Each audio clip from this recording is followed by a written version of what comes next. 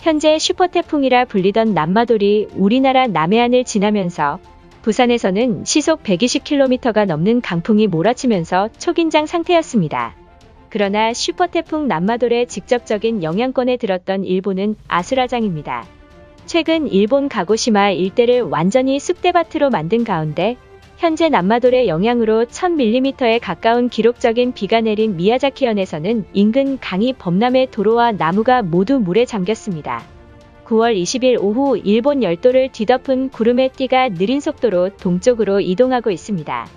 한미일 3국의 태풍 남마돌이 온대저기압으로 변질되었다고 발표했음에도 불구하고 여전히 많은 비를 뿌리고 다니며 일본 열도에 막대한 피해를 안겨줬습니다.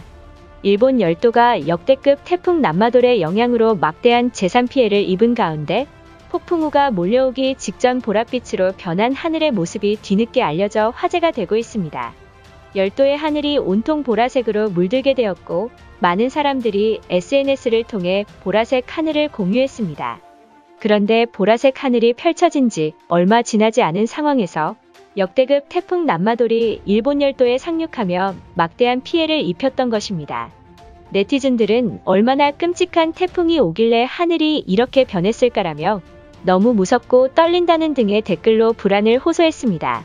일본 기상학자들은 태풍이 오면서 수증기가 증가하는 탓에 하늘의 푸른 빛이 우리에게 도달하지 못하고 파장이 긴 붉은 빛만 눈에 도달하며 묘한 색깔의 하늘이 되었다 말했습니다. 더욱이 태풍에 오기 직전 일본 가고시마에서는 새떼들이 도시 일대를 장악하는 등 현장을 목격한 주민은 이곳에 40년째 살았지만 이런 현상을 처음 본다라며 심상치 않은 모습을 보였기 때문입니다. 현재 눈앞이 보이지 않을 정도로 세차게 내렸던 비는 그쳤지만 그런데 태풍 남마돌의 직격탄을 맞은 일본의 상황은 그야말로 쑥대밭인 모습입니다.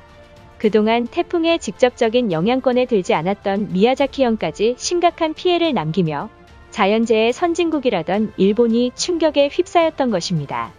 전문가들은 태풍 남마돌이 앞서 발생했던 태풍으로부터 멀리 떨어졌고 태풍의 진로와 세력에 큰 영향을 미치는 간섭현상이 발생하지 않았기 때문에 올해 일본에서 발생한 태풍들 중 비교조차 안 될 위력이라 전했습니다. 태풍 남마돌이 지나간 일본 규슈와 인근 지역들은 복구가 불가능할 정도로 심각한 피해를 입은 상황입니다. 어제 일본의 본격적인 경로 진입이 이루어지면서 서쪽본을 먼저 강타한 가운데 미야자키현에서는 시간당 1000mm에 달하는 폭우로 인해 곳곳에서 토사가 쏟아져 내렸고 건물이 무너지기 직전 사람들이 대피하기도 했으며 심지어는 일본인들의 위험 대상인 원전 일대의 농경지가 물바다에 빠진 모습이 카메라에 담겼습니다. 현장 상황을 전한 일본 언론사에 따르면 홍수가 잘 발생하지 않는 호쿠리쿠 지역과 이시카와현에서 대규모 물폭탄이 내려 홍수가 발생했고 시간당 800에서 1110mm의 물폭탄이 열도 전역을 강타하자 과거 일본을 위험에 빠뜨렸던 태풍 하기비스의 공포가 되살아났던 것입니다. 그러나 열대저압부로 소멸한 남마돌은 자신의 세력에 여전히 만족 못하는 모습입니다.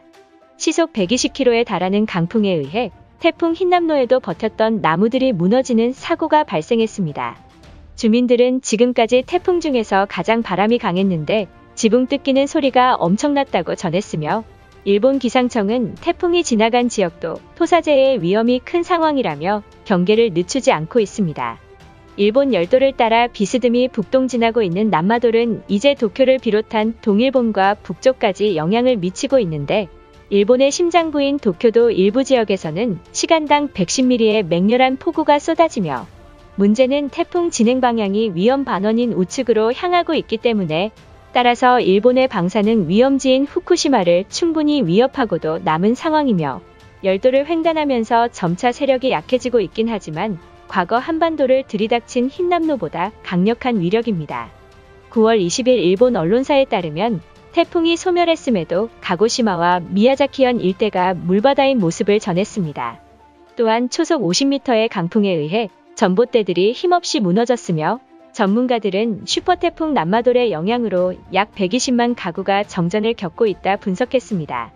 특히 가고시마만 인근에는 정전 때문에 공장 가동이 멈추는 초유의 사태가 발생했습니다. 이로 인해 발생할 재산 피해액은 9,200억으로 추산되며 가고시마 공단은 여러 산업에 공급되고 있기 때문에 간접 피해도 적지 않을 것으로 예상됩니다. 얼마 전 한국도 태풍 흰남노의 영향으로 포항제철소에 침수 및 화재가 발생하여 건설된 지 49년 만에 처음으로 제철소 전체가 가동 중지에 들어가는 등 올해 자연재해로 양국이 막대한 손실을 입은 상황입니다. 이 같은 소식을 접한 일본 네티즌들은 선진국인 일본이 정전 피해로 며칠째 복구가 안 되는 게 말이 되냐라며, 반대로 한국은 태풍이 들이닥쳤음에도 정전 하나 일어나지 않는다며 분노가 극에 달했던 것입니다.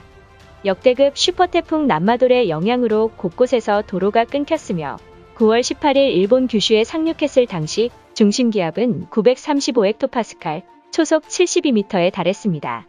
일본 정부는 불현듯 열도의 치명상을 입혔던 태풍들이 생각났는지 웬만한 피해로는 제명시키지 않는 일본이지만, 이번에는 2019년 태풍 하기비스처럼 극심한 피해를 입고 제명을 신청했다는 속보가 나왔던 것입니다.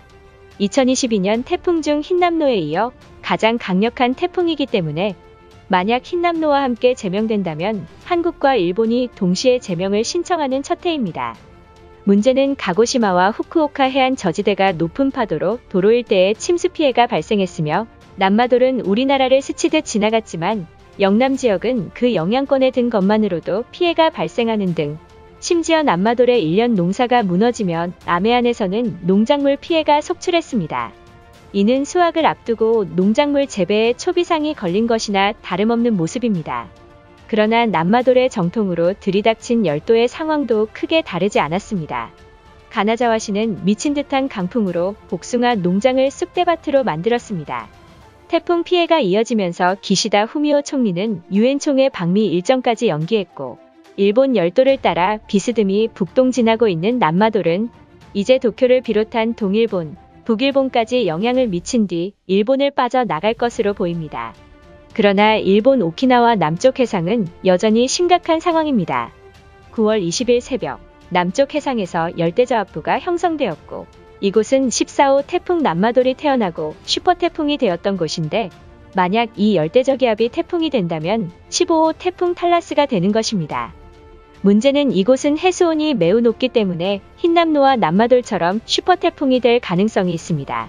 전문가들은 10월까지 최소한 한두 개의 태풍이 한반도를 강타할 가능성이 있어 여전히 안심해선 안 된다 말하고 있습니다.